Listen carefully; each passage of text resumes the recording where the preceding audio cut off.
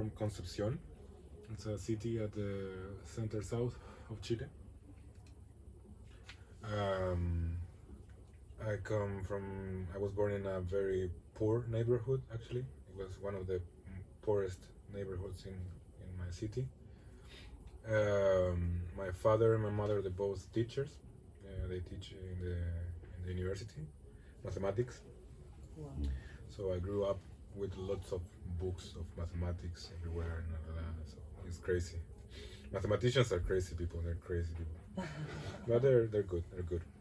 And before I was born, when my mom was pregnant, she would listen to classical music every night when she went to sleep. So I think from there, my passion for music started just before I was born. My mom gave me that message.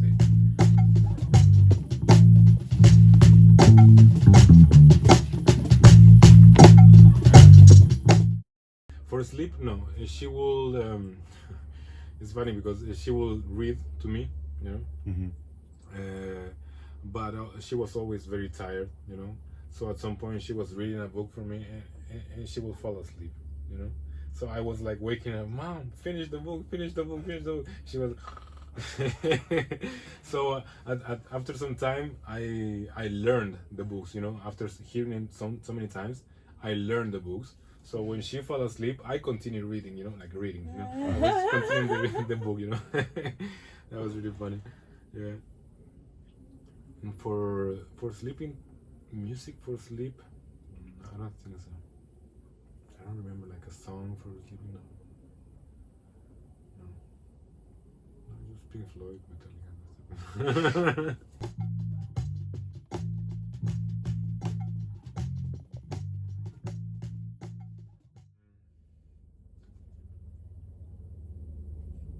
There's something when you start the travel, before you leave the town, you're thinking about it, you know, right?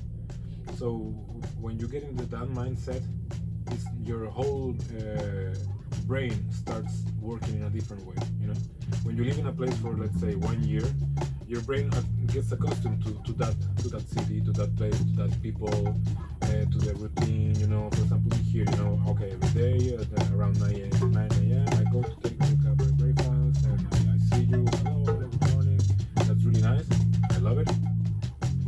And then when you go somewhere else, the travel actually starts before leaving, you know. And for me, that changes a lot, the way I see life and the way I see people, the way I connect with people.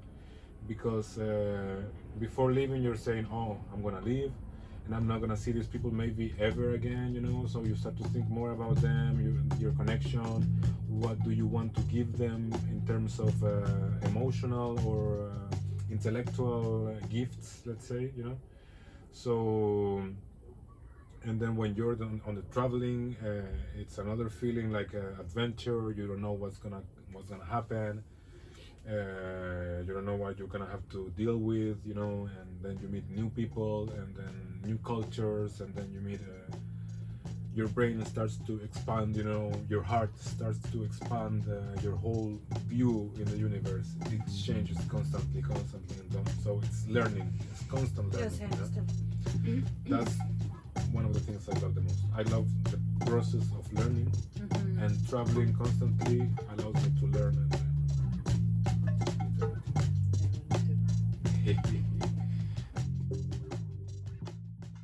Yeah, it's a very philosophical question.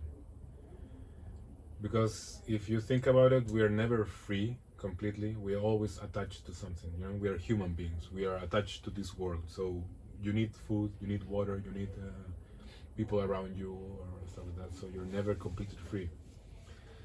But I believe that, for example, traveling, it gives you freedom. Music, it gives you freedom also. Any form of art, for example, acting, it gives you freedom. You know, you detach yourself from your problems at some point, and you start acting like somebody else. In music, it's the same.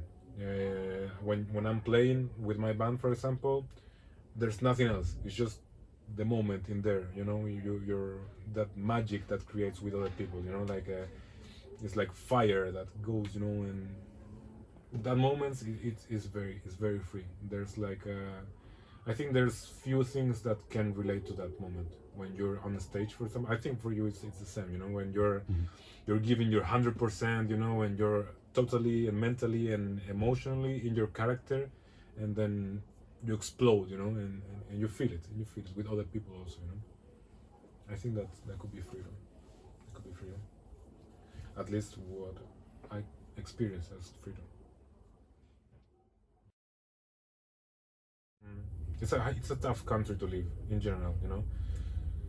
It's not easy because the government is really fucked up. Well, like everywhere, the government is really fucked up. Yeah, they're very greedy. They're very, you know, corrupted and stuff like that.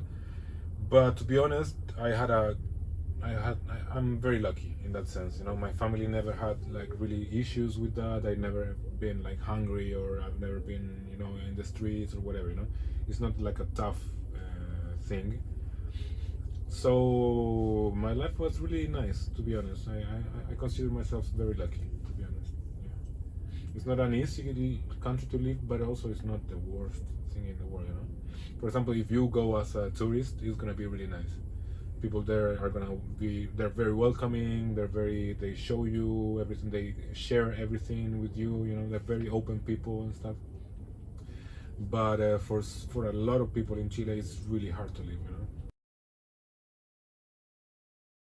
And I have the theory that human beings, we are like this by nature. That there's something in our DNA that has that cruel part, you know, that leads to the massacres and, for example, the Nazi people, you know, I don't know, the killing of somebody.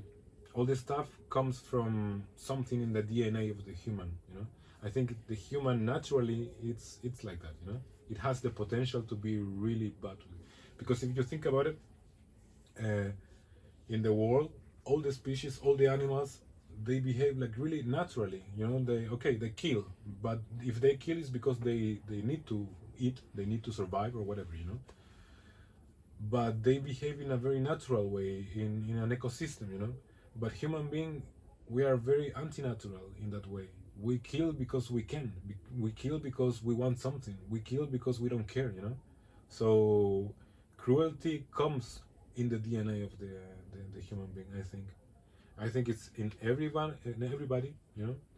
And it depends on our choices if we become cruel or not. But basically, I think we all have it. We all have it. Sadly, but it's there.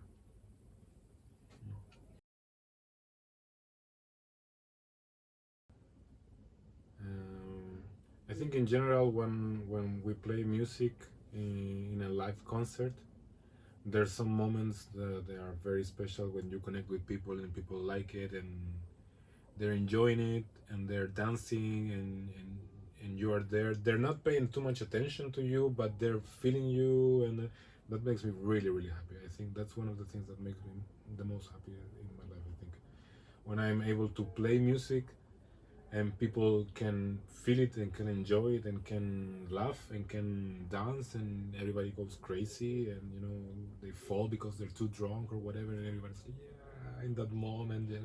So cool. I remember, for example, in Sofia in Bulgaria, there's a bar. It's a little bar. It's called Gaba Bar. We have it in our heart. It's so special because it's really small, you know.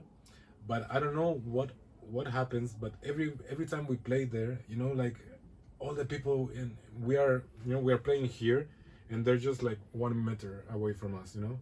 So we're basically spitting in their faces, you know, like when we sing blah, blah, blah, and they're dancing and they come to dance with us, and it's like a little bit chaotic, but it's so much fun and so much because they really enjoy it, you know, and we really enjoy it also, you know, and it's like this communal connection. I don't know how to say. It's really good energy. Yeah, for sure. And yeah, in those moments, I'm very happy because it's like you lose control of the moment, you know. You are not in control of what's happening and what's going on. You lose it. It's not there. I mean, it's there, but it's not you. It's not them. It's everything. That makes me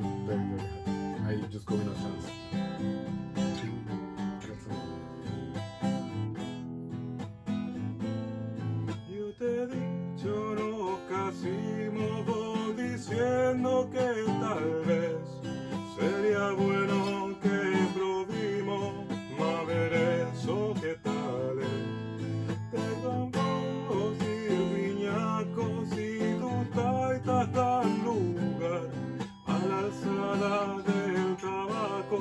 Vámonos a trabajar, que compraré ollita nueva en la feria Sumalado.